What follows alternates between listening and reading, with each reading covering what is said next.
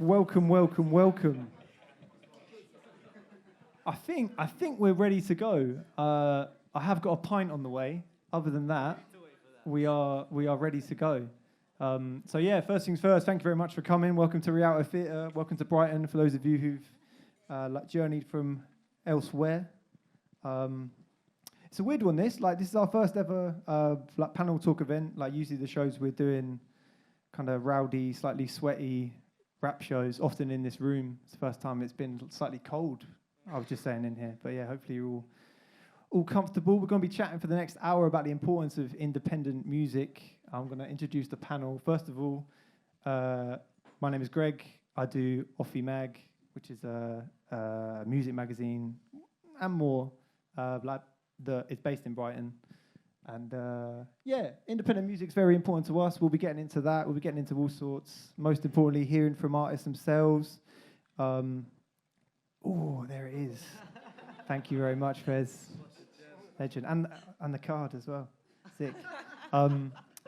So yeah, I think the best way to start is probably on the intros, actually. So, as I said, I've just said who I am. I'm going to work away from Sarah, if that's all right. If you could introduce yourself in your own words and also say a little bit about Tunecore as well, who've helped to host this night. Absolutely. Just to mirror what Greg said, thank you all for coming. So I'm Sarah Wilson. I run Tunecore, which is one of the biggest DIY distributors globally. And yeah, I basically look after the UK, Ireland, Australia, Canada, and New Zealand. We basically represent artists all the way from someone that wants to record something in their bedroom and have a laugh, get it out onto the GSPs, all the way up to people like Chance the Rapper, 9 Inch Nails, Lauren Spencer Smith, just everyone in between. And I think we are now in a really important era where being independent, you can actually make your own choices and punch far above where you could have done maybe 5 or 10 years ago. Sick. Yeah, great. Absolutely smashed the intro of what like Tunecores are about as well, which is, I think it's important that people kind of learn about how to release their music as well. So hopefully that's something that a few of the artists in the crowd can kind of get out of today, as well as a whole lot more, which brings us on to Jianbo. All right, guys. Hey, I'm Jianbo. I'm a rapper, filmmaker. I'm from South London. Via Hong Kong and Vietnam. And I'm really excited honoured to be at this panel today. Thanks, Offie Mag Tunecore. All good, man. Thank you very much for coming. On to Jayden. Hello, I'm Jaydonclover. Thank you. I'm from Birmingham, but I live in London now. And yeah, I'm a singer-songwriter. And thanks to Offie Mag and Tunecore for having me. I feel like we have to say that. You have to say that. Over to you, CC. Yo, what's going on? I'm Changing Currents. I'm a producer and a DJ. I'm from Lancing, but I always say I'm from Brighton because no one knows where I was. I lie, I'm a liar, serial liar. But yeah, I put on my own club nights called Tides as well. That's been going really well. And yeah, it's great to be here because Offie Mag have been, on this journey with me. They you were there at the first ever Changing Currents gig? We were. 17. Yeah, you had to be snuck into the venue to be able to play in the venue. Still drunk at 17 though, so you know what I mean? Yeah, you probably were, to be fair. Yeah. Always. Yeah, so, as I said, first of all, thank you to all you lot for coming. I'm interested to hear your take on a variety of things. I think the first thing I want to speak about is just the very term independent and kind of what that means in music. I think a lot of the time these days it can be a bit of a buzzword. Definitely the sort of thing you see in a lot of press releases that we get sent. So I'm gonna come to you first on that, Sarah, because I know you've worked in kind of in the music industry from various sides, be that independent absolutely. or with labels. So what does that mean to you? I mean, just to give you a bit of a kind of potted bio, so I've been in music for about 18 years, and I worked at Beggars Group for 13 years, ran their international department. They were, at the time, kind of the biggest independent. They were, either seen as the biggest independent or a mini major, however you want to say it. And then I've gone through various kind of models like artist services, I've worked at majors, and now I'm obviously on the DIY side of things. But I think the term independent, it is interesting because I think from my side of things, it basically means that you look after as much of your stuff as you possibly can. And for me, and certainly from TuneCore's perspective, it's about looking after your copyright and your IP, and just making sure that if you're paying anyone for anything, or if anyone's taking a percentage point off anything, you know why they're doing it, and that you're getting value out of that deduction. And it's understanding the boring side of things, the data and the finances, which is completely the unsexy side of things. But actually, it's if you get that side of things done, you're free to do the creative side really well. And yeah, it's knowing how you're looking after everything yourself. Sick. Okay. What does IP mean? Intellectual property. Sure. Cool. Sick. Nice one. Well, I'll remember that one. Hopefully, I've got a lot of my own as well to like cash in on. Who wants to go next? CC? What does independent mean to you? For me, it's just like freedom. Like, I live my life. I don't put myself in a box, like, in every aspect of my life. So, like, just having complete, like, freedom to change when I want to, and change my style and my sound, and not have to worry about people above me, like, stressing me, like, no, you stick to this, because I feel like you need that time to really figure out stuff on your own and learn on your own. And, yeah, that's the most important thing for me. Sick. How about yourself, Jayden? Being independent, I kind of just get to choose. I take it as I just get to choose what I want to do. If I kind of want to be a bit sad, I can, because nobody can tell me, maybe make something happy, because no, I don't want to. So you just get, like, creative control, which is great. And then you also get to decide who you get to work with. Like, it's all just within you, and you just pull all the strings. And yeah, it's fun as well. It doesn't take the fun out of things being independent. Yeah. Would you agree with that, Jianbo?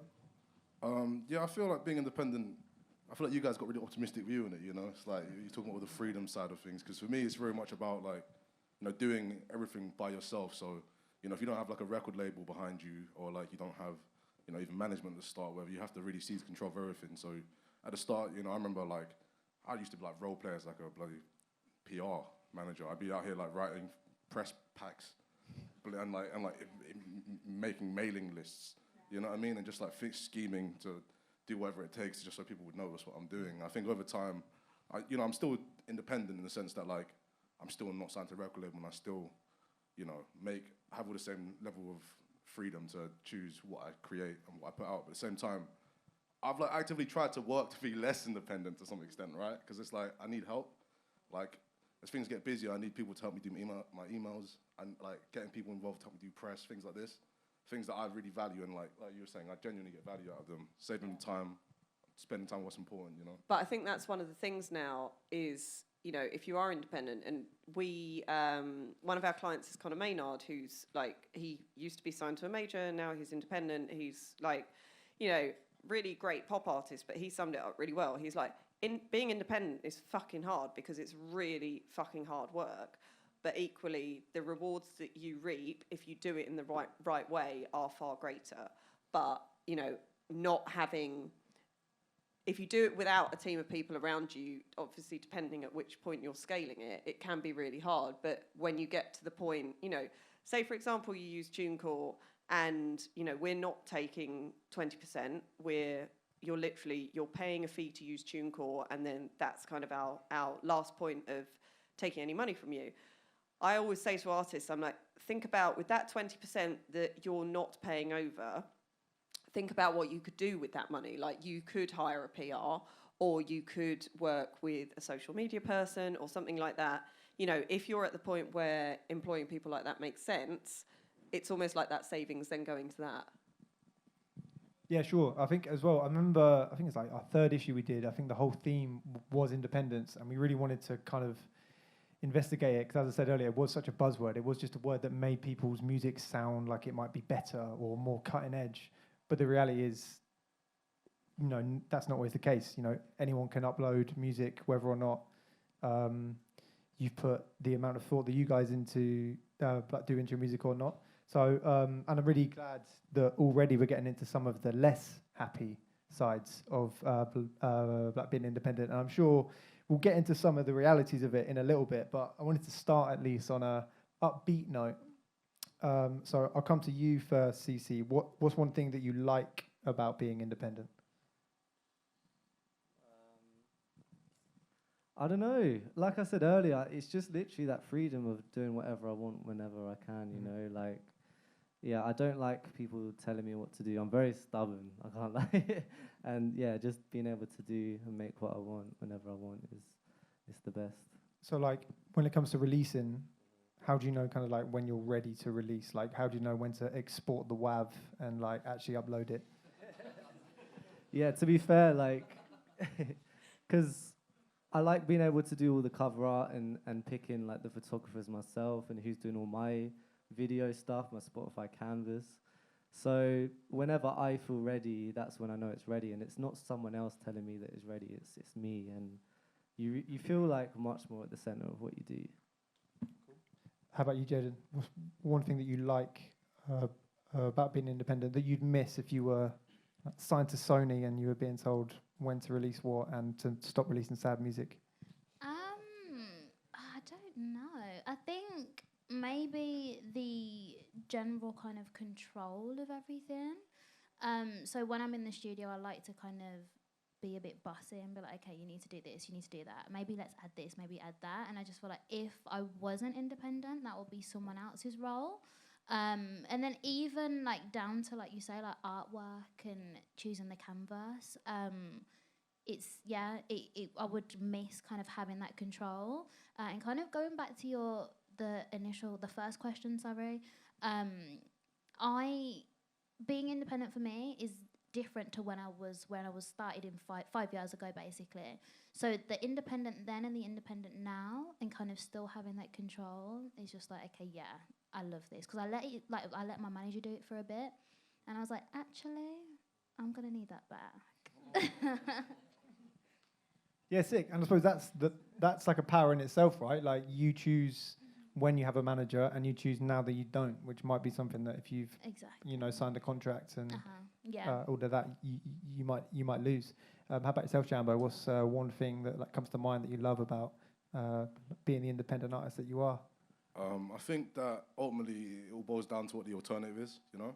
So I think I spent like the early part of my late part of my teens, early part of my 20s, like almost envious actually that some of my friends were getting record deals and you know I wasn't, and I looked at it with like glossy eyes, you know.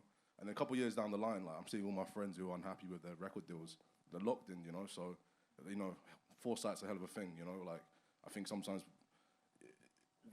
you know, being independent, there's more people that are independent not out of choice, more just because that's the situation of how things are playing out for them, you know. I think I've come to the stage of it right now where like it's funny because when I was younger I probably would have really liked to have been signed. Now where I am, like I actively just don't sign things, you know what I mean? So it's a matter of perspective. I just know that like you often don't reap the rewards from the alternative, which is being signed, that you may think you get, because ultimately not everyone at every record label is treated the same, especially if you sign to a major, you know. True, cool. And obviously, like you kind of alluded to it there, but I guess your label, you're allowed to be given a lot more time to learn. There's not like a deadline to meet. You need to get this release out then. Yeah, I feel like you still got to hold yourself to like certain standards, right? People take you seriously, you know. You still got to, you know, there's structures in place which record labels will try and make you do. But similarly, it's like if you can just put together the team that they can help you out with, or like you got to think of what realistic you're going to be getting out of them, you know. So it's like, oh, you need help making videos. Well, if you can put together a film crew by yourself, do you need them to do that for you? They might offer you, you know, a lot of independent record labels will be like, oh, we can get you shows, but if you have a booking agent, do you need that? You know, so it's all like, I don't think it's necessarily a bad thing per se, you know, inherently. I just think it's more like what your options actually are, you know, like, because independent, like you say, is a big word. It just means like anyone who's like not signed. Now there's like 100 different types of deals, so I feel like my favorite thing about not being signed is that I haven't signed the bad deals yet. You know what I mean? Sure. I think that's such a good point as well. It's not good versus bad. You know, this isn't Star Wars. It's it's the thing that makes sense for you at that time. I want to come back to you, Jianbo, actually, because you alluded to making a music video there, and you've made some incredible ones. So you've only dropped one EP as well, right?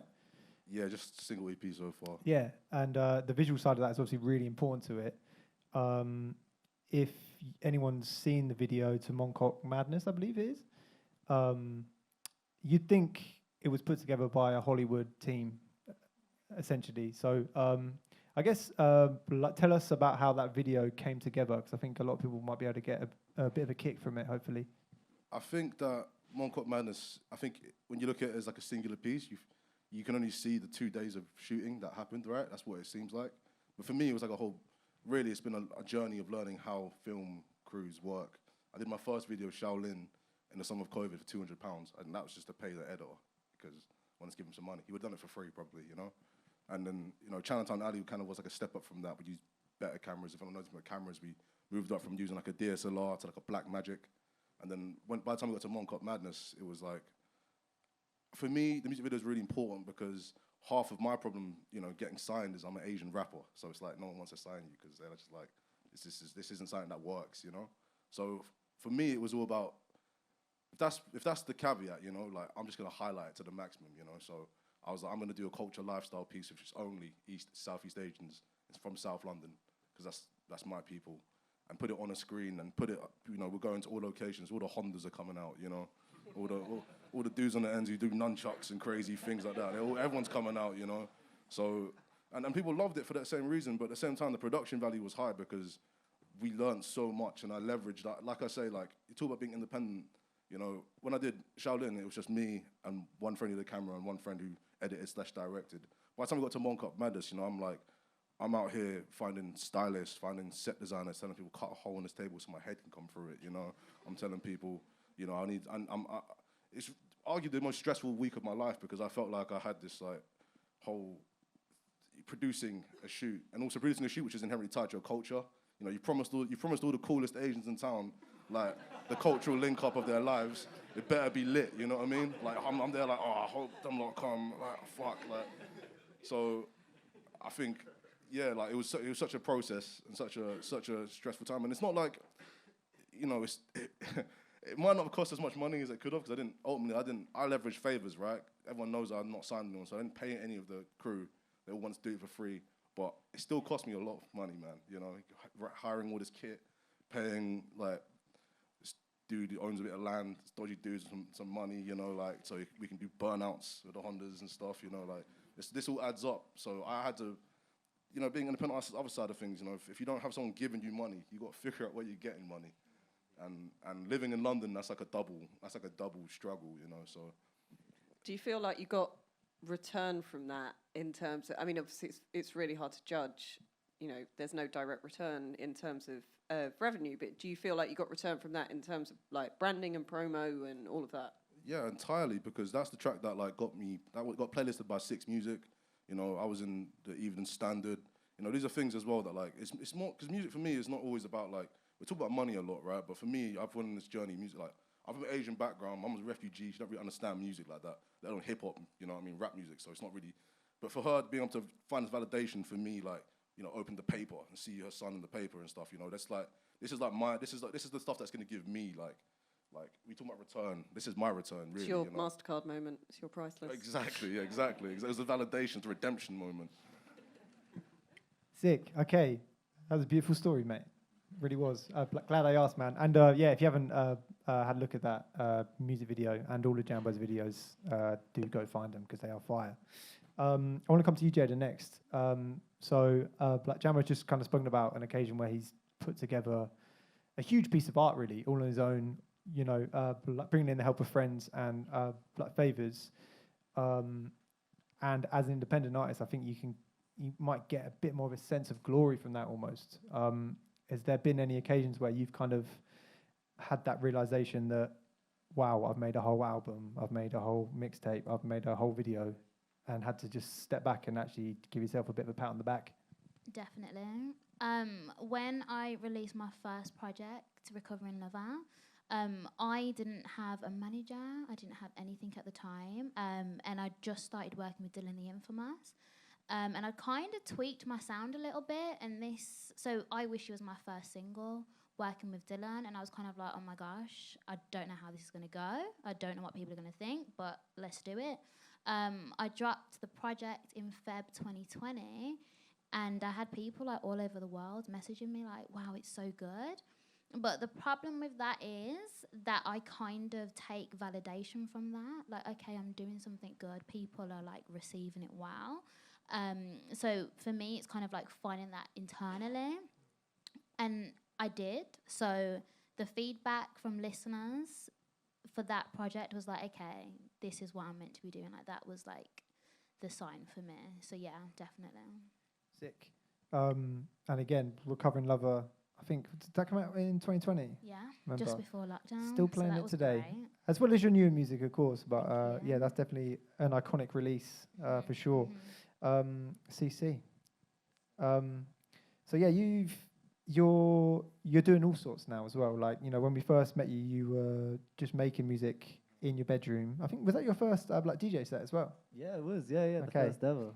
So like, now you're starting to be a promoter as well. What do you like about putting on your own shows as opposed to being booked to play?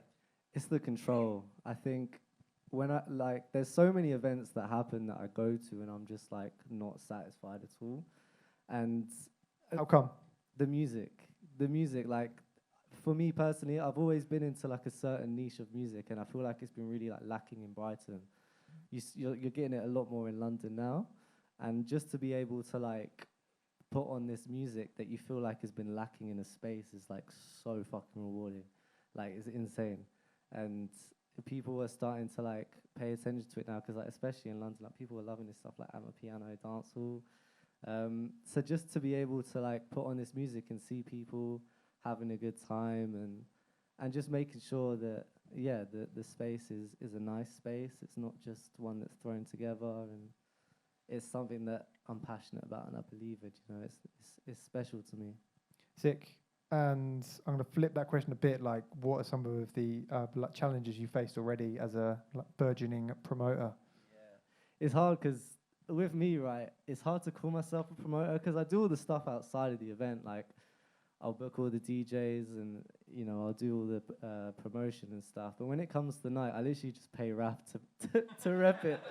I ain't doing that shit. No way. I'm getting drunk. Like, but nah, there's a lot of difficulties. Like, there's always trouble with like the venue.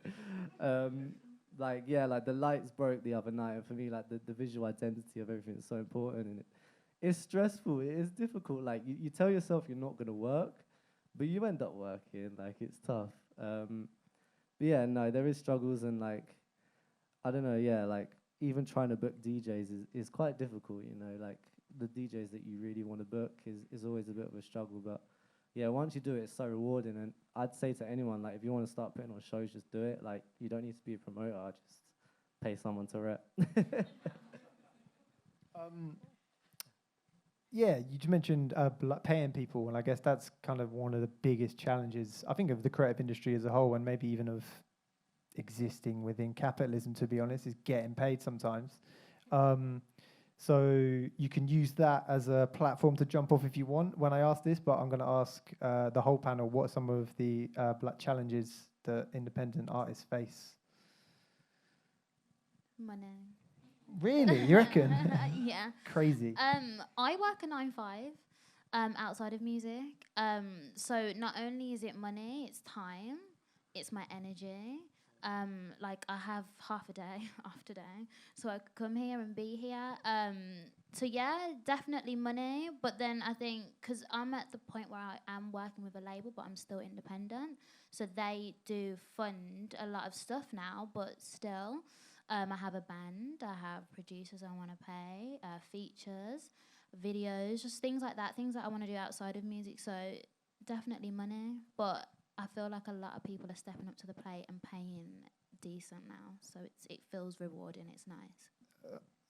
Yeah, that's good to hear. Do you think that anything earlier in life has ever prepared you for like the financial side of like funding your art, or like even just knowing like really simple things like how to send an invoice, like how to do your tax returns, all that crap? Not at all. Nothing at all. I did musical theatre at college and uni, and yeah, it's kind of a whole different kind of scene, but it was never spoken about. All I know is that like just how to fucking sing musical theatre songs and how to do jazz and shit. Like I don't know about the important shit. So have you learnt a lot in the last, 5 years? Definitely, yeah. I have. Low-key, I get a bit bored by it all, so I let my manager deal with it. But then sometimes I have to deal with it, and I'm like, ugh, do I have to? But it's good to know, and it's good to understand where your money's going. Yeah. Moving down that way, what are some of the challenges of being an independent artist? Feel free to hop in on the money one, or anywhere else. Challenges, definitely. I think we can't talk enough about money, but money is just one of these things that you're gonna have to figure out if you want to do music and hold yourself to the same standard as the people that. Like at the end of the day, you can't fight like a major label budget with no budget. But you can do it with a little budget, and help from a few friends, help from a few friends. I'm still gonna pay you guys. No, but sincerely, like I spent like unbelievably, like I used to love making music, when I was a kid, and up until I was about 21, until like 20, the way my life was kind of set up was that music wasn't really an option if I had no money. Not because I couldn't do the music, because I couldn't face like myself and my family if I had just carried on being broke forever. Do you know what I mean? So I spent more of my 20s like making money for any means necessary than I spent making music. When I got to 25, I felt like I had earned the right to make music to some extent, and I feel like in a precious position, really, because I don't, compared to a lot of people that are just trying to do music, like I've always had means of making money. Today, I work in film. I do like the sound on like adverts, but I've done this in a specific kind of way because I knew I needed to find something freelance that I could do sponsorships and stuff like that, And I also just won an NTS grant, so that stuff helps, But the funny thing about the grant is that they give you the money when you don't actually need it as much as when you needed it,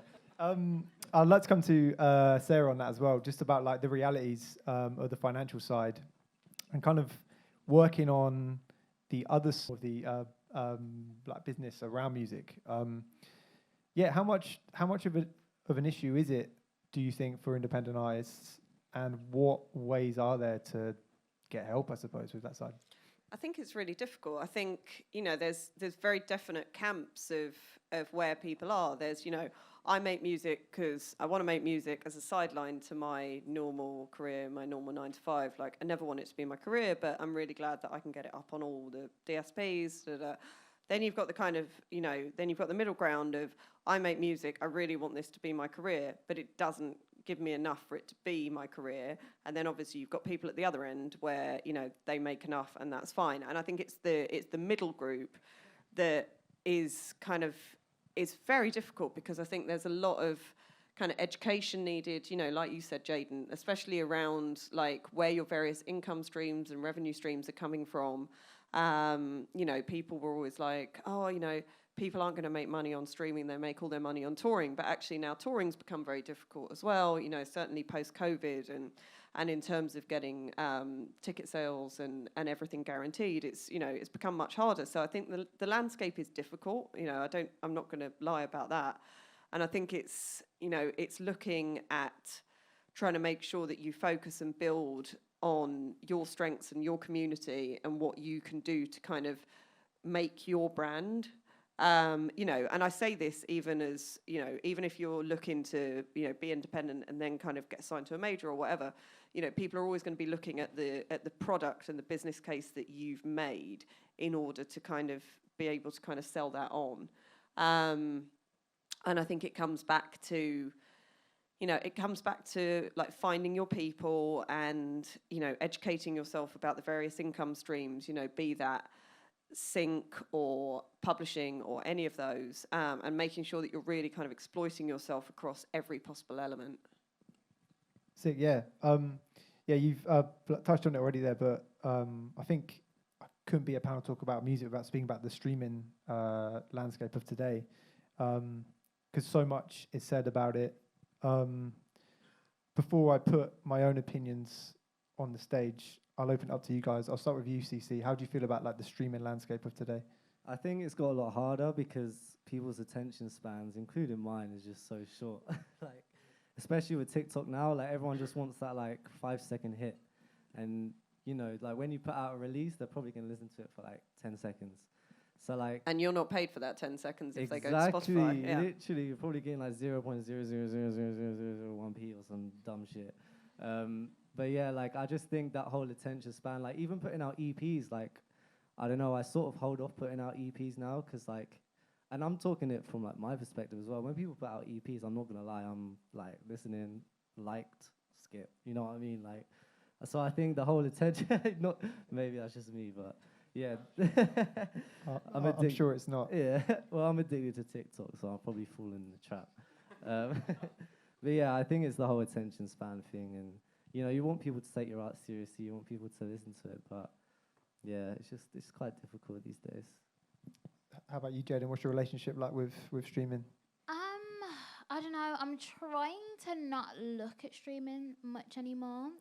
When I didn't have a manager, I was looking at it a lot because it was just me. But yeah, I don't know. I just feel like it's like people get bored. People are bored now, and that's not good because we need you guys. And you know, we get messages like, "Oh, when are you dropping more music?"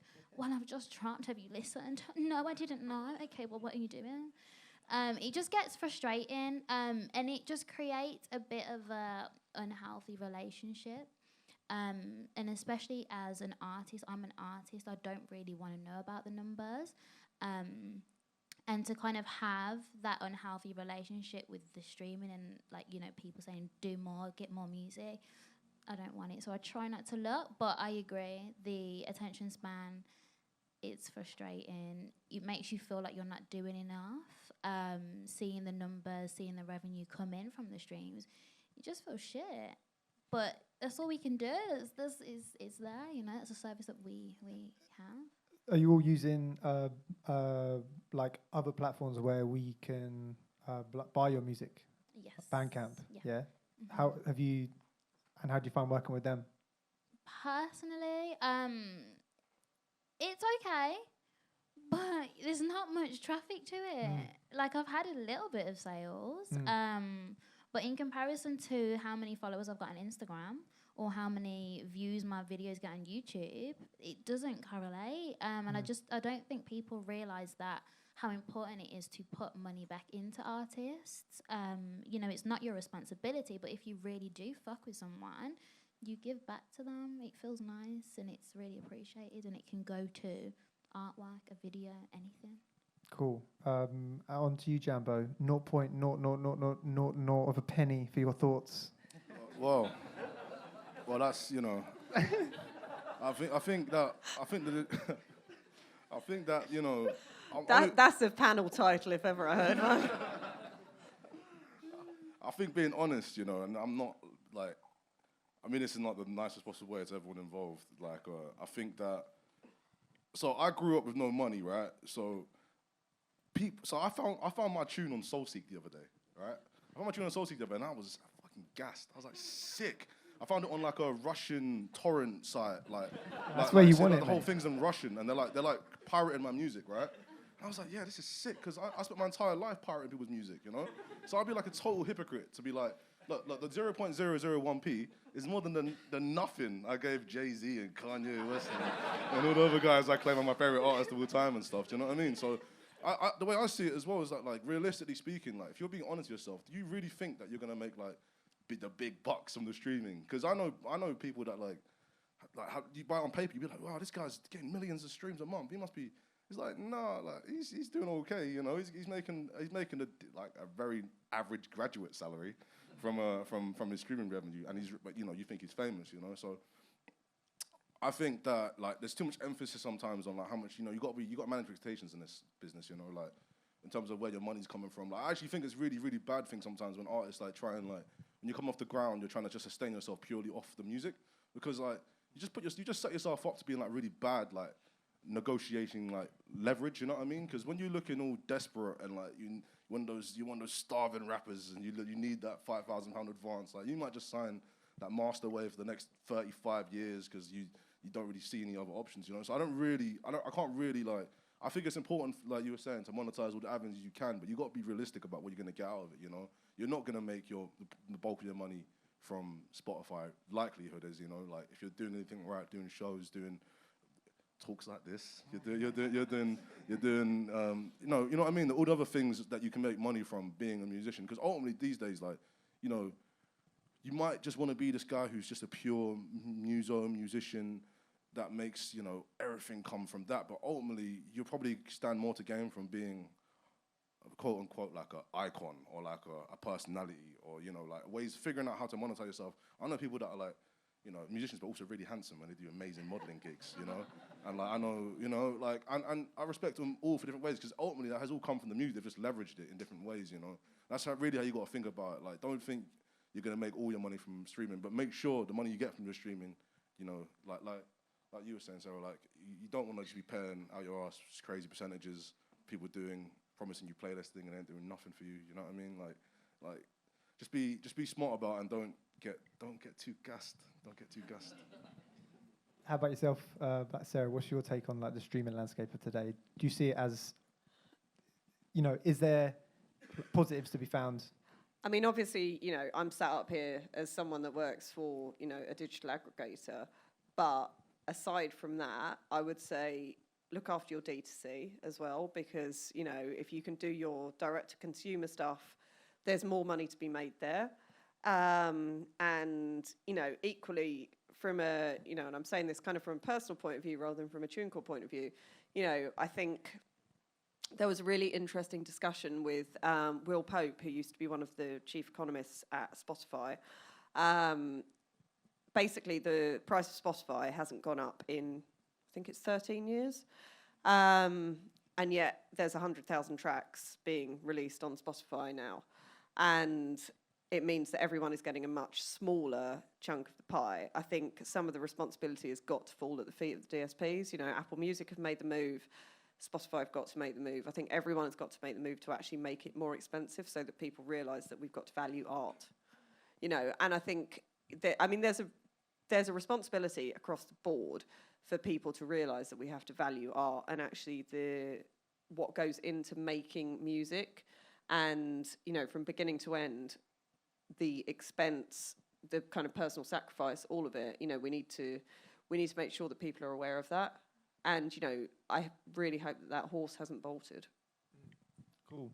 Yeah, I heard someone, I think it was Elijah with the yellow squares. Do you guys all know about him? Oh, he's awesome. Doing bits on Instagram and in real life, I'm sure. He was saying something along the lines of we should start seeing streaming platforms as a platform to be found on, and then looking at maybe other revenue streams. But then you get into a whole discussion about, are you using your music just as promo? Like, and that's a big discussion. In what sense? What so?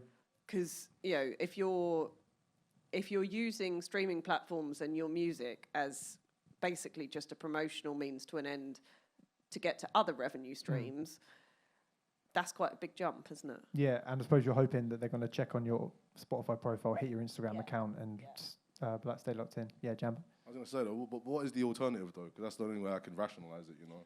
Yeah, no, I get that. And it's, you know, and we have to look at the whole streaming debate and the payouts and all of that, everything attached to it. But I don't know. I think because, you know, I've seen the industry change so much over these 18 years.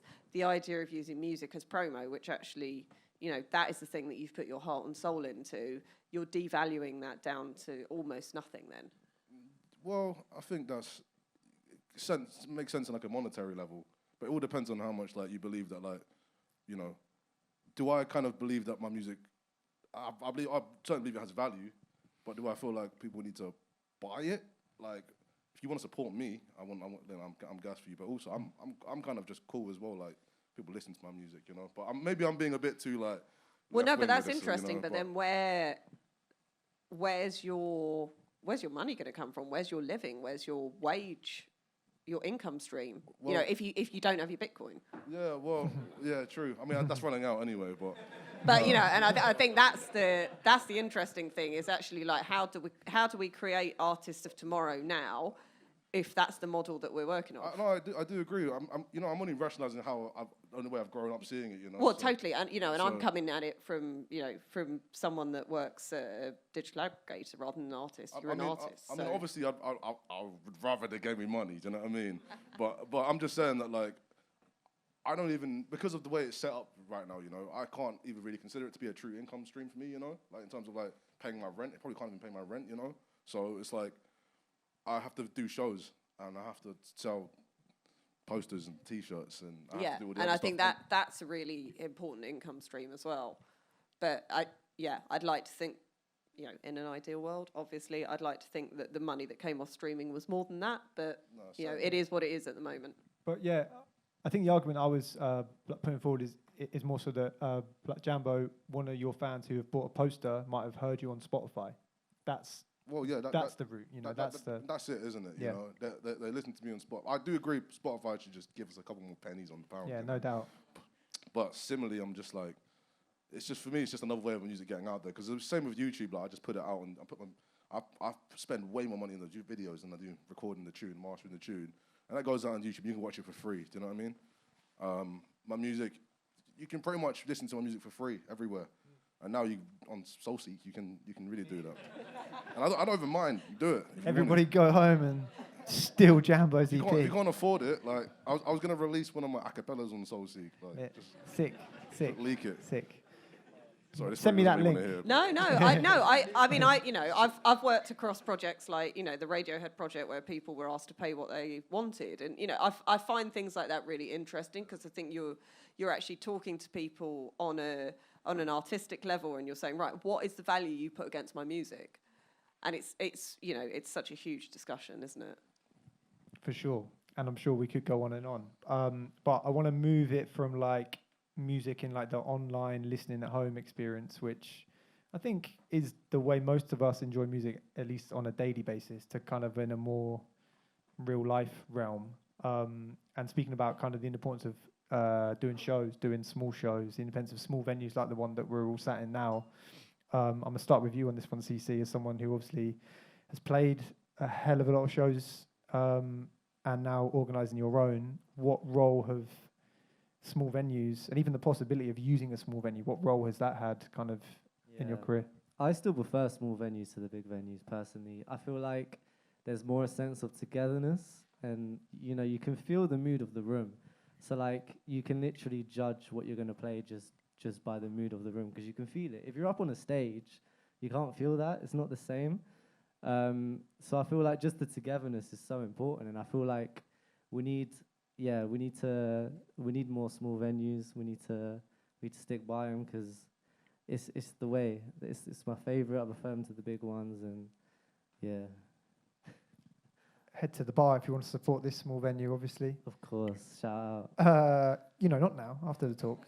How about yourself, Jayden? I've seen you play at the Jazz Cafe, I think. Yeah. Jazz Cafe, sorry, I yeah, should call it. Jazz My like Cafe. Basingstoke accent coming out. And I've seen you know, play our gigs, which they're great, but they're not the Jazz Cafe. So what kind of role has smaller venues kind of played in your career? I feel like people who attend small venues attend to find new music. They attend to take people in and to become fans. Whereas bigger venues, they don't give a shit about you. They don't care. I've opened for some people. The whole crowd's been there, like everyone's there. I'm performing and they're just talking. And I'm literally performing to nobody.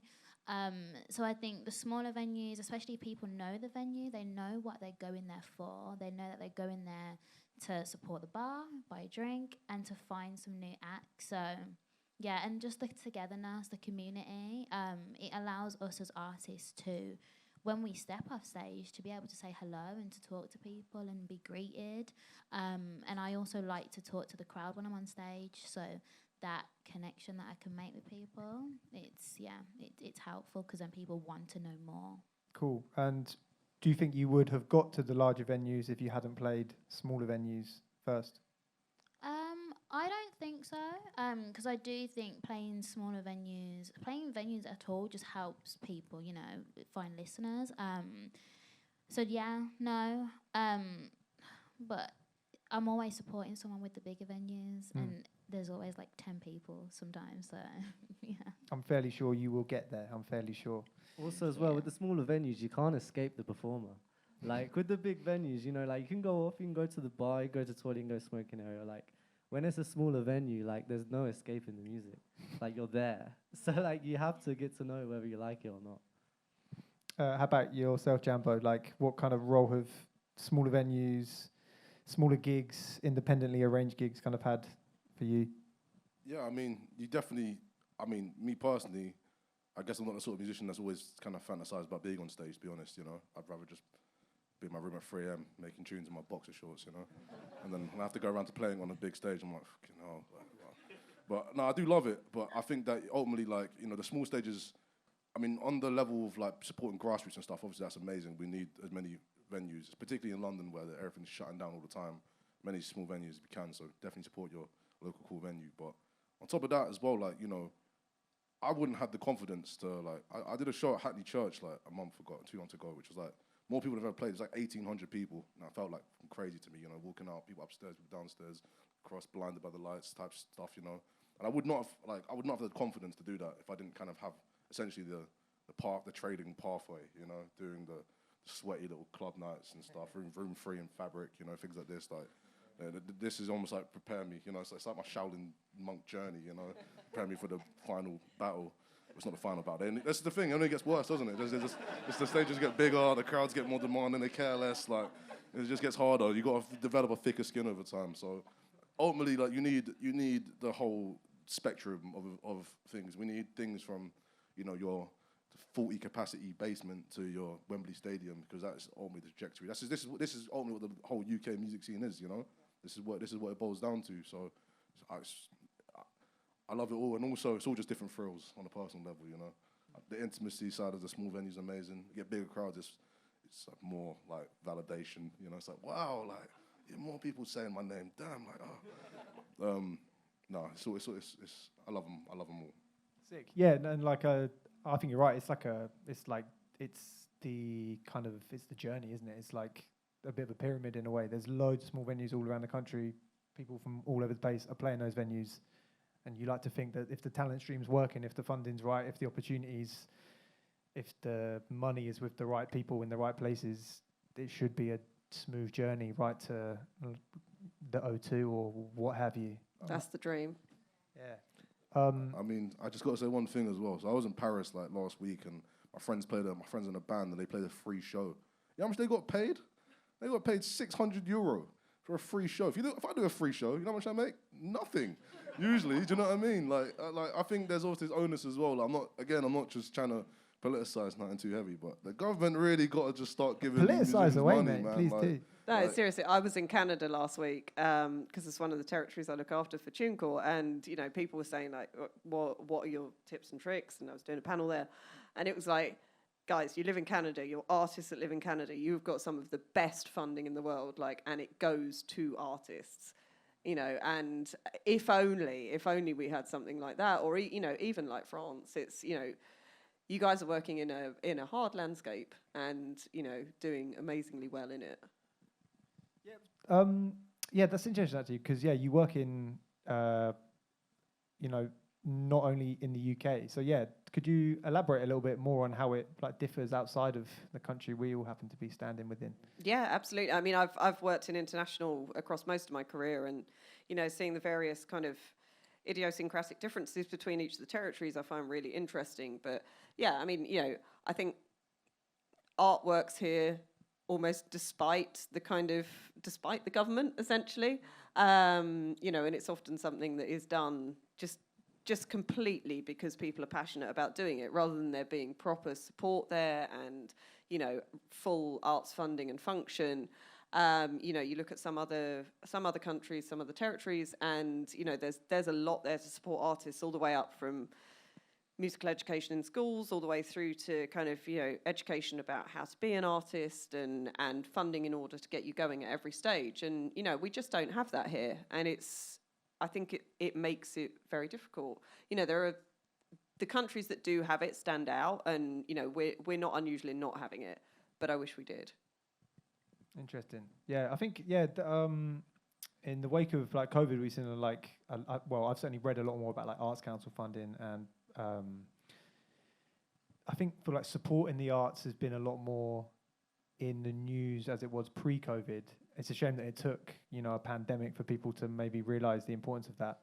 Although equally, you've seen, I mean, there's funds in, there's a Yorkshire fund, for example, that that supports local artists, and that's gone down because they're no longer getting funding. And in the cost of living crisis, I do worry about the impact that it's going to have particularly on independent artists as well. I just gotta say, I just think it's crazy as well because like British, like art, but also just like music from the UK is so influential. You go anywhere in the world and they want to talk, rip your ear off about British bands and things they love, from our lineage of music. And it's, it's like, look, I love Canada too, but it's like, I've got friends who play in bands. They get paid thousands of pounds by the government to just go touring and stuff like that. It's like you really would think that the UK, in terms of its like, ultimately dwindling influence, we want to maintain it with some good old cultural soft power, And like, I think the interesting thing is that when you get to a certain stage, you're seen as like an amazing export opportunity. But underneath that, there isn't the support for you to get to that stage. So you kind of have to get there on your own. I'm aware of the time. We've been chatting for an hour already. So that has gone very quickly. In it. So I've got one more question for you guys. And then we're going to open it up to a quick Q&A as well.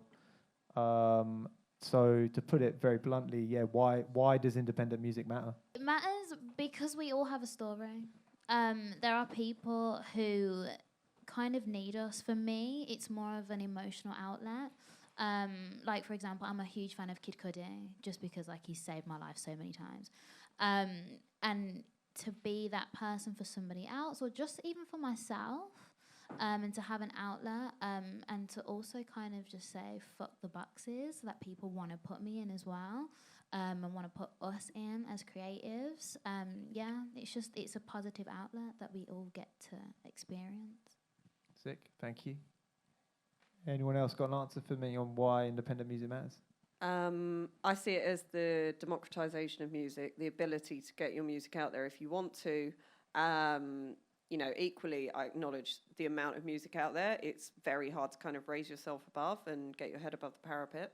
But I also see this as an amazing time where people are educated and know about, their royalty streams, their, what they can control, how they can control it, and who they can put around themselves. Yeah, everyone deserves to be able to, like you said, tell their story and be part of this cultural landscape, the UK's cultural landscape. Everyone deserves the opportunity to make a mark on that, do you know what I mean? So independent music is great in that regard because in some ways now we have everyone, even if you look like me, you can do it, do you know what I mean? Like you can make rap tunes, whatever, and that's why independent music matters, because ultimately this is from the heart, this is the real deal, man. No, this is obviously just like really this is what people are making organically, and this is what's coming out, So you gotta listen. Sick. CC? Yeah, I think to just put it shortly, just representation. I think for people to see people that are just doing their thing and being happy and being comfortable with what they're doing is important, no matter what industry. Sick. Cool. Thank you very much. Can I get a round of applause for our panelists, please?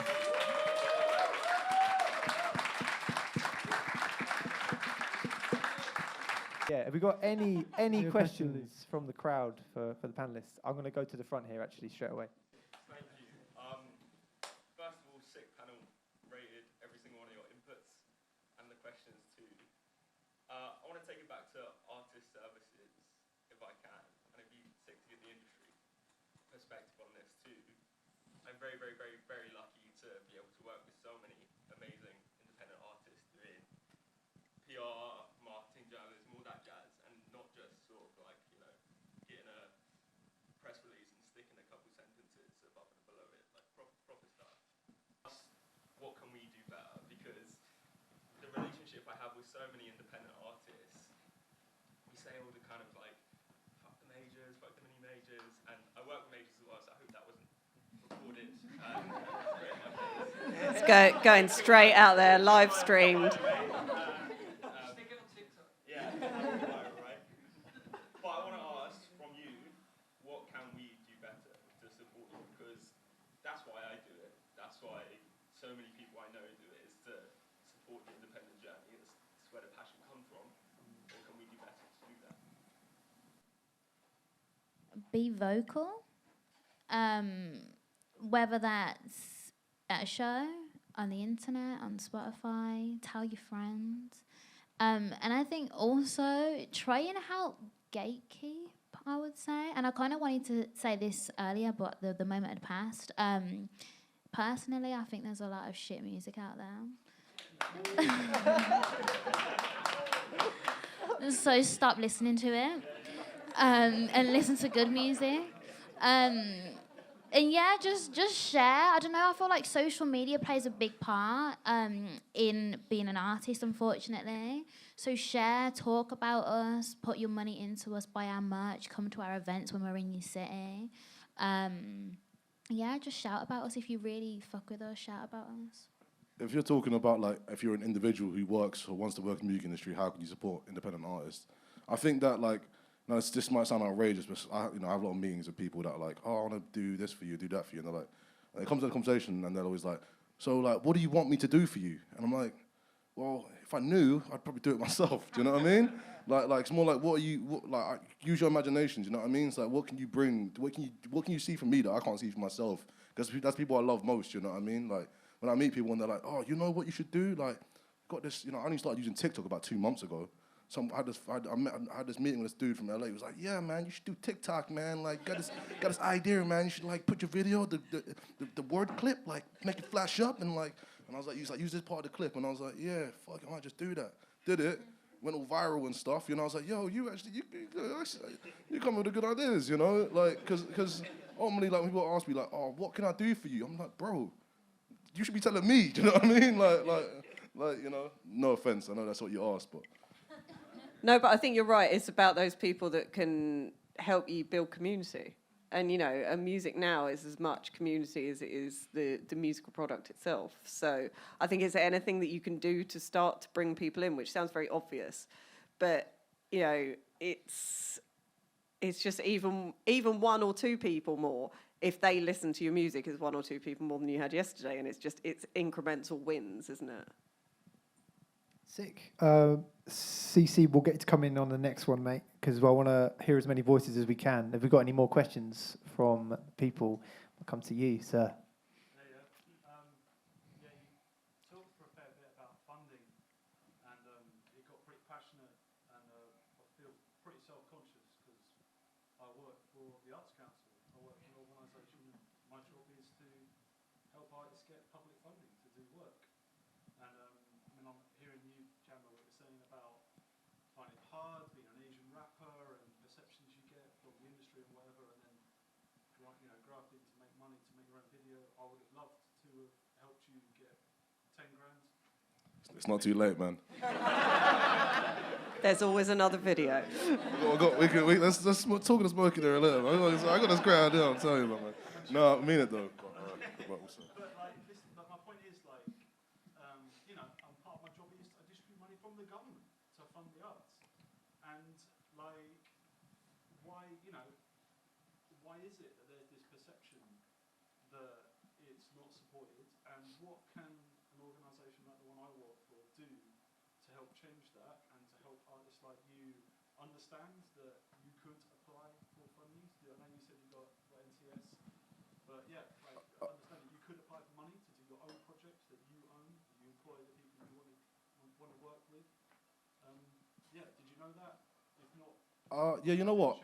I have been on the Arts Council website before and thought, oh, should I apply for the developing your creative practice? Or, you know what, ultimately, like, doesn't really seem like the NTS thing felt like one that was almost aimed at me, like something that like was accessible to me, and it almost felt like they were actively looking for somebody like me, do you know what I mean? But like, all due respect, the Arts Council funding, it comes across quite like, there's we talk about art, but when you really talk about art, like in the context of how a lot of people perceive art, it's not a world built for someone who looks and sounds like me. Do you understand what I mean?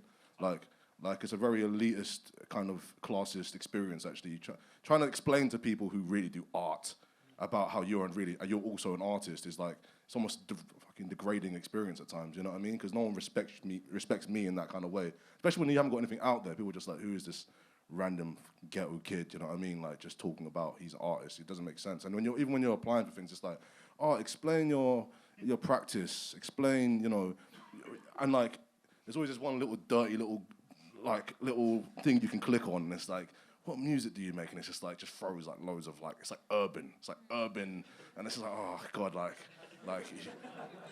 Jesus Christ, I'm gonna be so misunderstood in this whole experience, you know what I mean? And like, I would, you know, I have thought about doing it sometimes, and I've been on the website and going through the stages, and then I get into it, I'm like, oh man, I'm just like not qualified for this.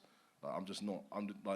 And the other side of it is, I'm just like, oh man, if this is how it's set up, then I know the person who's looking at my application. It's me. You know what? It's great to put the face to the name, because I think in my head it was like, oh, this is gonna be some middle-aged bloke with a beard. Yeah, that's actually you know, like it's nice to put, you know, I don't know, nice to figure that out in some ways, you know, because I've been thinking it's like some real, I don't know, like we could probably get a pint, you know. I mean, I just felt like some people were just like, the person who's looking at it would be like, oh, look at Jianbo, he's from South East London, like, oh, let's put that at the bottom of the pile, shred it, you know, that kind of experience. I'm not, yeah. Sick, man. No, it's really interesting to get your take on that, because I work for a non-profit organisation called Audioactive in Brighton as well. They're worth checking out if you're looking for music opportunities. Audioactive. Whatnot. To be fair, CC, you've worked with Audioactive, and well, you work with Audioactive now. What was it about Audioactive that was like, oh, I'm going to apply for this opportunity they have, as opposed to the Arts Council? I think it's like a family, you know, it's trusted. You know, I saw Audioactive, I see them everywhere. I know I can trust them. It's like a family. I know the people that work there, I can trust them. And yeah, it's just a real family vibe. And, you know, the application's simple. When you audition, it's nice and chill. It's just, yeah, Audioactive's the one. So, as opposed to Jianbo, when he clicked on the Arts Council website, he thought this wasn't for me. When you have a look at Audioactive. And also move to the wider Sussex area, and you're. Oh yeah, you need to move to Brighton. To be fair. Yeah. Have we got any more questions from the audience? You there, sir?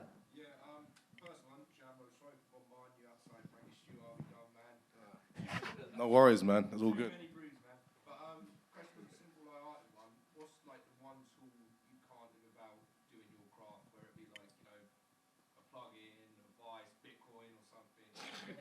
Well, we were right to come to CC first on this one, actually, just to make sure we're all getting our thing. So the question is, what's one thing you can't live without as an artist, right? Yeah. One tool. My laptop. Period. Like, yeah, it's got everything on it. It's got Ableton. Yeah, simple as. How about you, Jayden? Dylan the Infamous. Jeez. Yeah. If it wasn't for Dylan, I don't know who the fuck I'd be. Tool. You just need a speaker, man. You know, and that sounds like a ridiculous thing to say, but like I don't even have a MIDI keyboard, man. I still like use the musical typing on my laptop. Do you know what I mean? Like, I feel like I think making a good tune is like 75% just having a good idea, you know, and 25% is like doing the tune. So I don't think. In terms of, like, but if you want to know, like, I know that's not a very good answer in terms of like detail. If I'll give you my little secret sauce. My little secret sauce is I really love gross beat on Fruity Loops. And people talk down on Fruity Loops. They think it's not legit. But I went through it all. I went through that cycle of thought, and I was like, I'm gonna get into Ableton, man. And I come back to my roots, man, and I realized gross beat will just make you a tune sometimes, man. So. And how about you, Sarah? What's one tool that artists should have? That's a big question. Education about every single place you can make your money. Nice. Do you feel like the music industry is actively trying to make it more racially diverse, or do you feel like there's a lot more that needs to be done? And if so, could you comment on that? Should we go for an artist perspective first on that one? Do you guys anyone hop in on that? Yeah, I mean they're definitely they're doing more than they were like 10 years ago. But they were like, being less racist is kind of arguably like it's not really something to be that. Starting like, from 0 Yeah, point, it's not that. I'm not that gassed. You know what I mean? But at the same time, like they are trying. You just got to make sure. Like I can't really tell where your background is from here, but I think that's really important. Just you don't let people make you into a gimmick, because I've been in enough meetings with just like, no offense to half you lot here as well, but just like old sweaty white dinosaur dons that like are just like yeah, Jianbo, like it's so sick. Like you're Asian and like you're like, I'm just like, bruv, like you don't understand me and you're freaking me out, bro. Like and so like you can't let them like make you into a gimmick. Do you know what I mean? Like because they will they will like perversely like try and like make you like squeeze it out of yourself. And like, and then you have that moment where you start feeling like you're some race traitor or whatever, you know what I mean? Like, so I would just say that like, yeah, the industry is slightly getting more open to that, because at the end of the day, the industry is composed by loads of people, And like, I'll be honest, like, I don't have this mistrust of the music industry like a lot of old people have told me to be fearful of, So there are definitely, just like people today are getting less racist, the music industry is probably getting less racist too, But the point is that a lot of people who are at the most powerful roles probably are still kind of racist, you know what I mean? Can I just interject? I think as a black woman, I've heard behind closed doors that there can only be one black woman. So it's difficult for me to answer because that's what I've been told a lot of my career. So I don't know, but I guess I'm not that black person right now, that black woman at the moment. So yeah, it's a difficult one. Also, thank you very much for that question as well. I think it's a really important one to discuss. Probably needs a panel talk of its own, to be fair. Cool. Is that time? All right, go on. Okay, AP up first.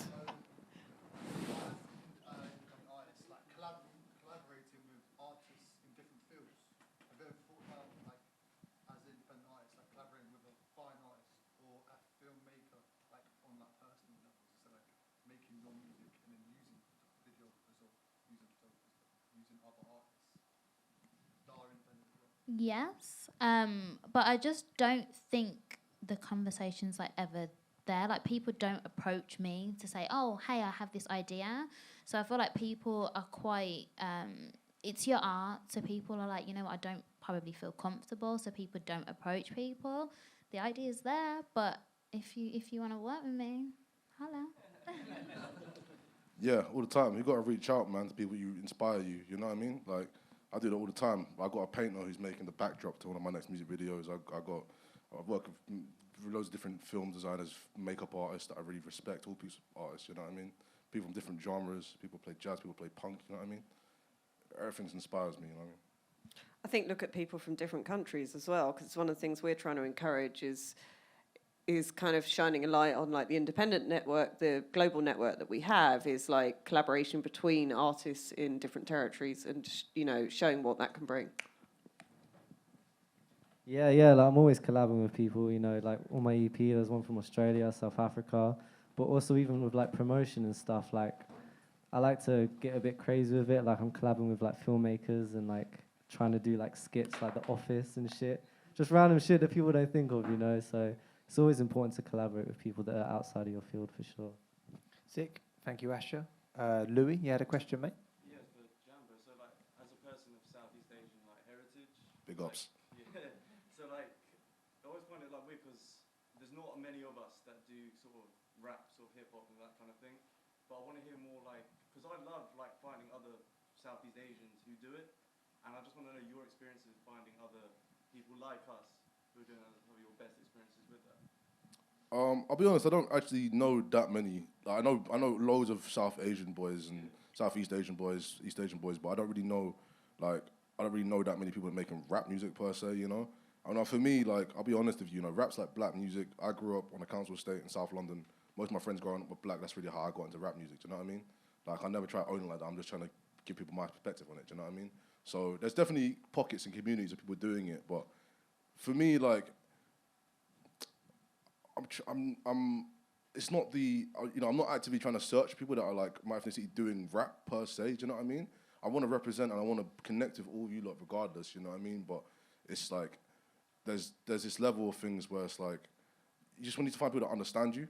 Because I've had meetings recently with like labels that are like Asian diaspora labels that kind of claim, oh, you know, we understand you, like we're culturally in tune with you lot. And then I'm like, well, then I turn around and I was like, well, you went to Oxford, you went Cambridge, you're a lawyer for TikTok. Like, you lot act like you understand me, but you don't understand me, do you know what I mean? Like, this one artist you got, you signed, like, they're from like some next place and they're saying ops and all this sort of stuff. I feel like you're appropriating my culture to some extent, do you know what I mean? Like, so I feel like, definitely, it's really amazing to like. I'm always so flattered and amazed when I have like Asian fans, especially because I'm like, yo, this is my peoples, you know. But I think that really, when it comes to like building communities around music, man, the music always comes first. You know what I mean? And then like figuring out like who you are inside of that. I mean, it definitely helps to be around your peers and stuff. But I think ultimately,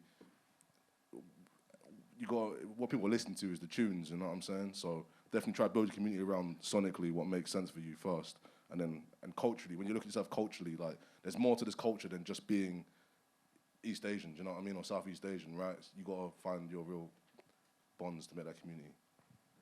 Sick. Thank you very much, Jianbo. Thank you for the question. And Brad, last one. Yeah. Yes, no only.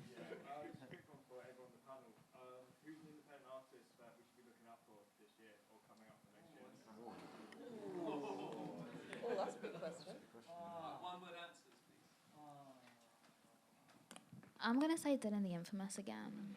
I have to. I want 2-1 all the way. I mean, she's not new to a lot of people, but Carla Prater.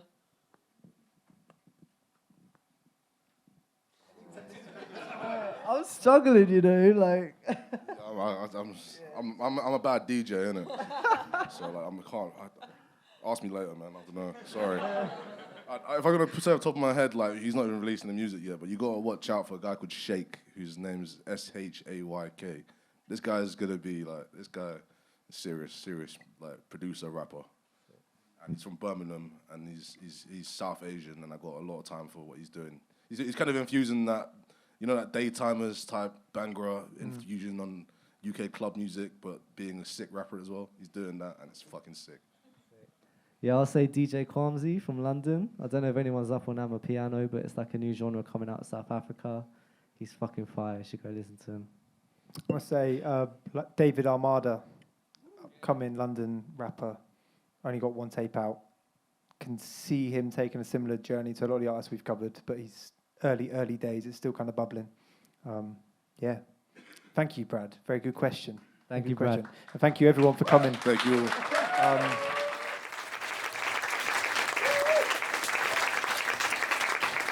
Nice one. So, yeah, we're going to need you all to hang out in the foyer for a little bit, smoking area, while we collapse these chairs, put them to one side, and we're going to get into some live music.